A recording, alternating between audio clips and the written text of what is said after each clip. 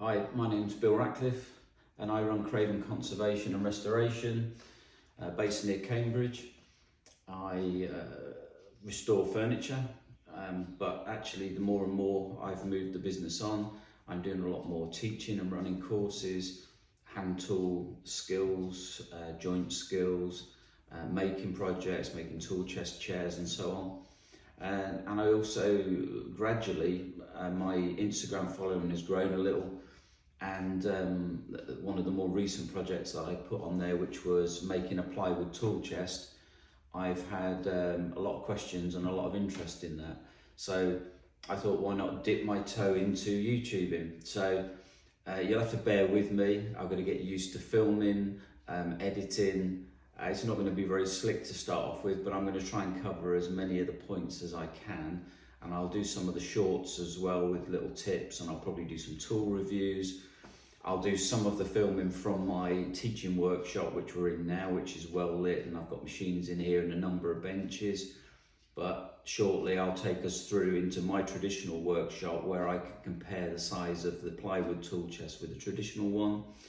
And then the next video that I'll upload will be a tour of that plywood tool chest and just talk through the construction. And then I'll put up a series of how to make it, options that people have got. It's an accessible project for people who can't get hold of,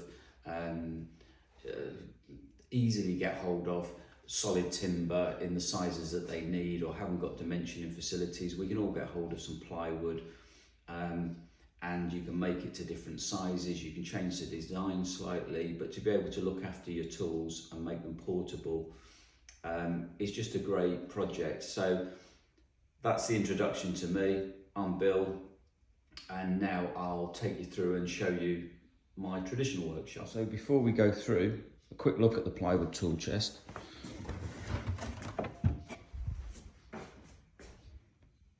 And that one, slightly different design, but that was made over 10 years ago. That's the most recent one. And the one I'm making for the series is going to go underneath that bench.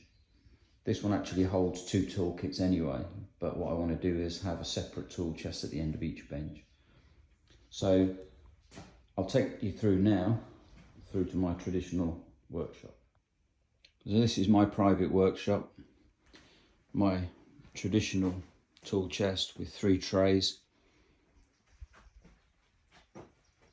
And then this is the plywood version, which is a very similar length and similar depth really, but it's the height where there's a difference.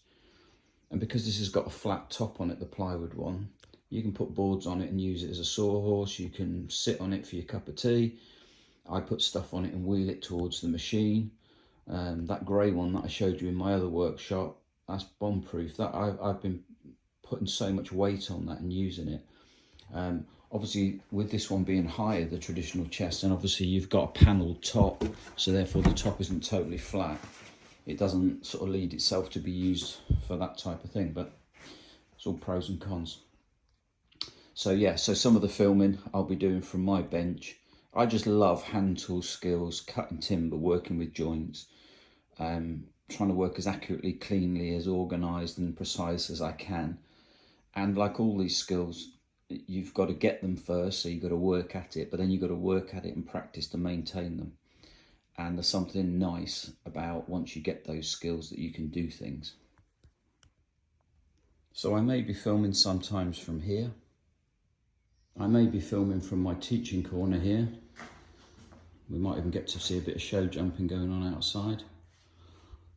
Or I may film when I'm working at this bench in the corner. Okay, so I'm going to leave it at that. This gives me a chance to upload the video and just get used to how the system works. If you've got any ideas on things that you'd like me to cover or questions, pop them in the comments section. Please share the word, spread the word. If I can get the subscriber numbers up, I can put more and more time into this, and I can go through more and more projects. I can probably get somebody else to do all the filming and editing for me, which would be great because it'll be easier for you to watch, and I can spend more time woodworking.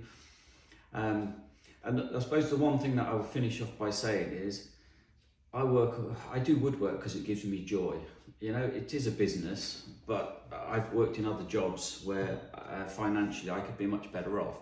But I do this because every day I want to get into the workshop. I love what I do. You can't beat making something tangible and having a skill that nobody can take away from you.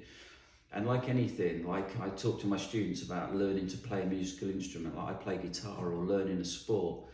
You have to work at it. But once you work at it and you get to a stage where you're starting to see yourself move forward, you've then got to work at it to maintain it. But once you've got that skill, nobody can take it away from you. And there's something you can go down a lot of rabbit holes and dead ends with woodworking in any hobby. You've got to filter information that you can see because there's so much out there. There's lots of companies trying to sell you little gizmos that will all of a sudden make you a better woodworker or a better musician. Actually, no, it's practice. Practice, practice, practice, and it's good practice, not practicing bad habits. So whenever I've found myself going down those routes and getting drawn into things that really I didn't intend to get drawn into, what grounds me is getting back to my bench and just cutting a few joints, making a box, just working with my set of hand tools, marking out accurately, working cleanly, organised and tidily, and just taking joy from every part of the process. And actually also making things that will last, making things that have got some form of restorability within them, so they're not going to have a shelf life. And I suppose that comes from my conservation background. So at some point I'll go through some restoration courses as well, videos, because they're useful for makers, because things don't always go right and sometimes you need to repair things, but also using reversible glues and introducing new materials. So that should give you a flavour of the sort of things that I'm going to go through, but I'm open to suggestions. Put something in the comments box, and if it's something that I can fit in, I'll do it. I've got all good intentions to start putting videos out regularly. The more subscribers I get, the more effort I can put into it and the more that I can do. So hopefully it's a help. Thanks for watching, and I'll be back soon. Thank you.